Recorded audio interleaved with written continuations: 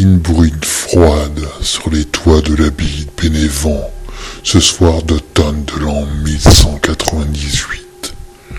L'obscurité semble dévorer les collines environnantes, laissant l'impression que l'abbaye est isolée du monde, enveloppée dans un épais brouillard. Les murs de pierre, usés par le temps, suintent d'humidité.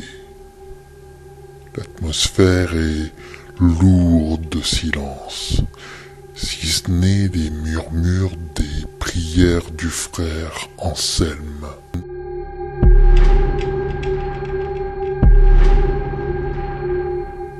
Un vieux moine reclus dans une petite cellule. Son cœur bat frénétiquement, car il sait que quelque chose approche, quelque chose de terrible.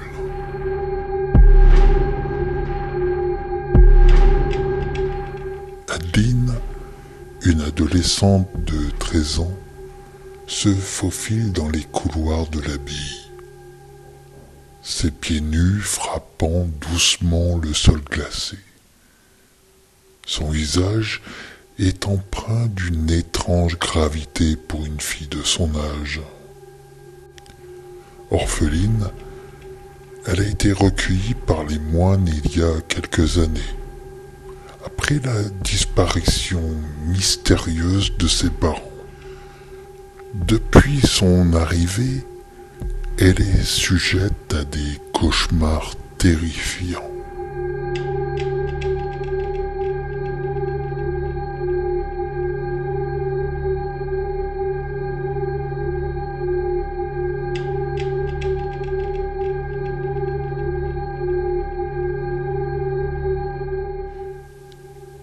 Des visions de choses qu'elle ne peut comprendre. Mais ce soir, c'est différent. Ce qu'elle a vu dans ses rêves est en train de se réaliser. Adeline sait que quelque chose d'horrible rôde dans l'abbaye. Ce n'est pas un simple pèlerin ou un visiteur perdu. C'est un homme qu'elle a vu dans ses cauchemars. Un tueur au visage tordu par la folie. Cet homme, autrefois un simple voyageur, est devenu un monstre, après avoir été possédé par une force maléfique que même les moines n'osent nommer. Et ce soir, il est là, quelque part dans les ténèbres.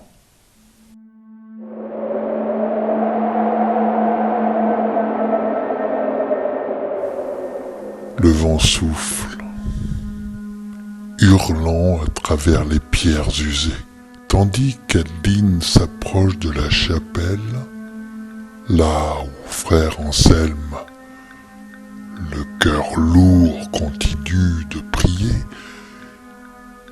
Il sait qu'un mal ancien a pris racine dans l'abbaye.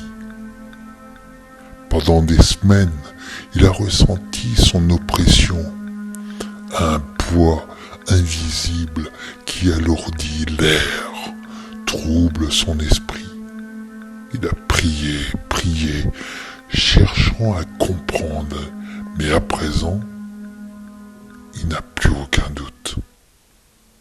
Ce mal, il est ici, maintenant. Adeline entre dans la chapelle, haletante, ses cheveux trempés collant à son front. Elle voit frère Anselme en pleine prière, murmurant des paroles désespérées. Avant qu'elle ne puisse dire quoi que ce soit, un craquement résonne derrière elle. La porte en bois s'ouvre lentement et une silhouette sombre entre dans la pièce. Un homme massif, enveloppé dans une cape noire, son visage dissimulé sous un capuchon. L'air semble vibrer autour de lui, imprégné d'une énergie mauvaise. Adeline n'a pas besoin de le voir pour le reconnaître. C'est lui, l'homme de ses cauchemars.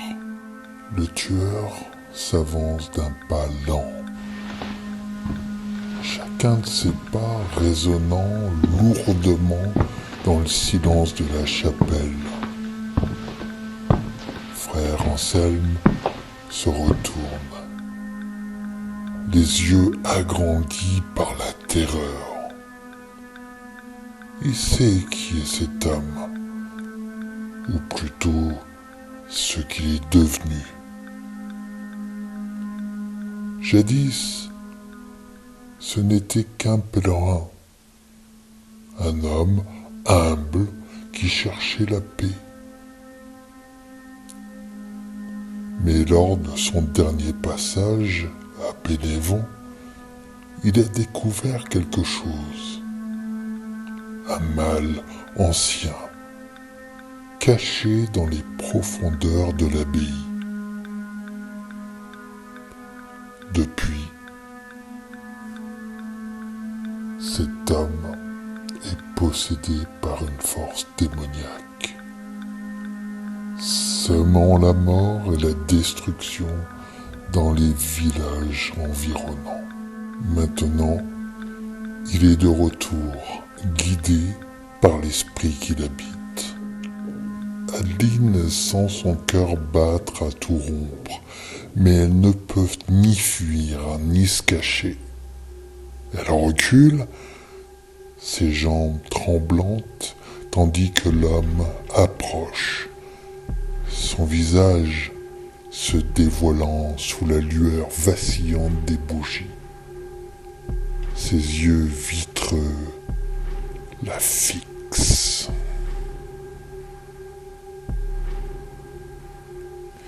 Empli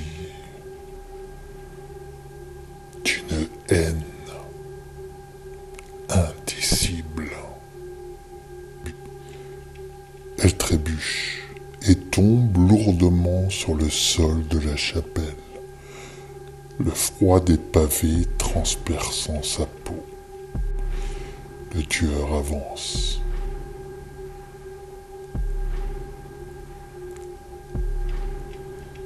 Un sourire tordu se dessinant sur son visage. Et sort lentement un couteau couvert de symboles mystérieux, des gravures anciennes que même Frère Anselme ne reconnaît pas. Frère Anselme, sentant le poids du désespoir peser sur lui, s'interpose entre Adeline et le tueur. Par le pouvoir du Seigneur, je te recommande de partir, crie-t-il d'une voix tremblante, tendant un crucifix vers l'homme.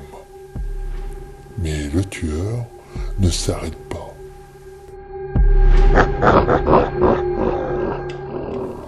Un rire froid et inhumain sort de sa gorge. Il continue d'avancer. Le moine tente une dernière prière, mais avant qu'il ne puisse terminer, une force invisible projette contre le mur de pierre, le laissant inconscient au pied de l'autel.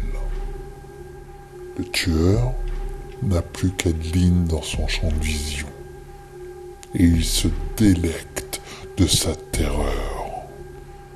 Mais alors que l'homme lève son couteau pour frapper, quelque chose change. Adeline sent une chaleur intense monter en elle, une énergie qu'elle n'avait jamais ressentie auparavant. Ce pouvoir qui dormait en elle depuis si longtemps s'éveille enfin. Le tueur s'arrête. Son bras suspendu en l'air, comme s'il percevait cette nouvelle force. Ses yeux se plissent, incertains. Aldine se redresse, son regard se fixant sur lui avec une détermination nouvelle. Elle ne comprend pas pleinement ce qui lui arrive, mais des fragments d'anciennes langues, des murmures d'un temps oublié résonnent dans son esprit. Comme si les terres sur lesquelles l'abbaye était construite lui parlaient. Sans réfléchir, elle lève la main. Une vague d'énergie invisible s'échappe d'elle, percutant l'homme de plein fouet. Il recule, surpris, son couteau tombant au sol avec un bruit métallique.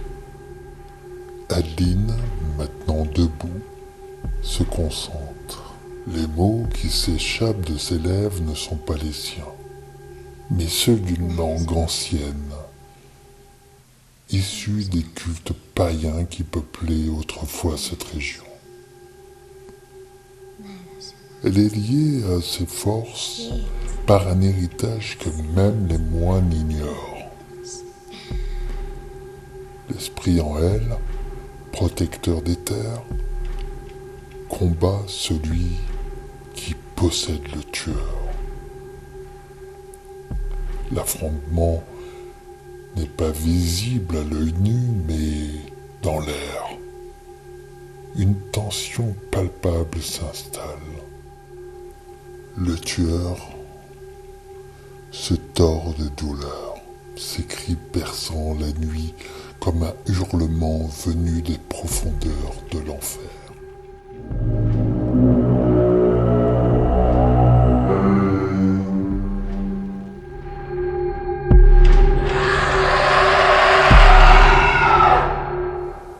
Son corps se contorsionne, pris dans une lutte avec l'esprit maléfique qui l'habite.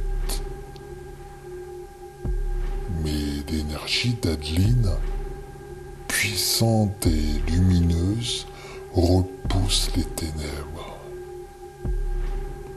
Dans un dernier cri, l'homme s'effondre, son corps secoué de convulsions avant de devenir totalement immobile. L'esprit démoniaque qui l'habitait s'échappe dans un souffle d'air froid, dissipé par le pouvoir ancien qu'Adeline vient de réveiller. Le silence retombe dans la chapelle, lourd et oppressant.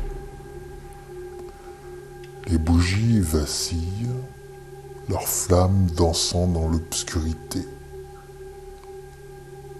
Adeline titube, vidée de ses forces, avant de s'effondrer à son tour, épuisée par l'énergie qu'elle a libérée.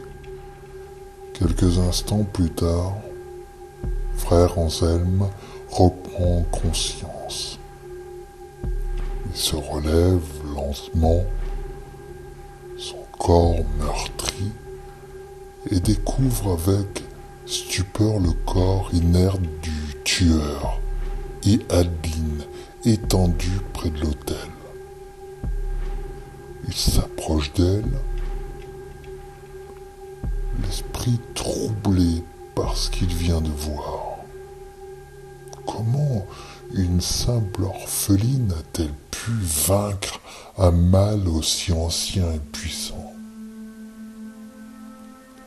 Il comprend maintenant que la jeune fille n'est pas ordinaire, qu'elle est l'héritière d'un pouvoir ancien qui dépasse les prières et les rituels chrétiens qu'il maîtrise. Il la prend doucement dans ses bras, la ramenant à elle. Adeline ouvre les yeux, fatiguée, mais consciente. Son regard croise celui du moine et ils partagent un moment de silence. Frère Anselme sait ce qu'ils ont vécu cette nuit ne peut être expliqué par des mots. L'abbaye de Bénévent cache des secrets plus anciens que les Écritures, et Adeline, d'une manière qu'elle ignore encore, en est la clé.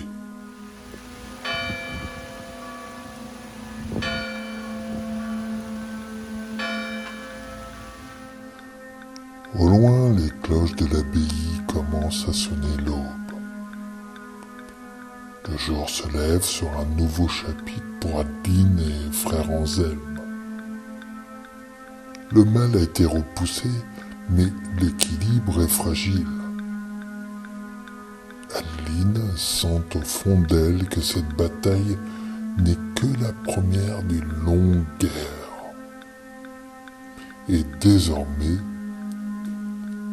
elle sait qu'elle ne pourra plus échapper à ce destin qui la lie à ses forces anciennes. Bye.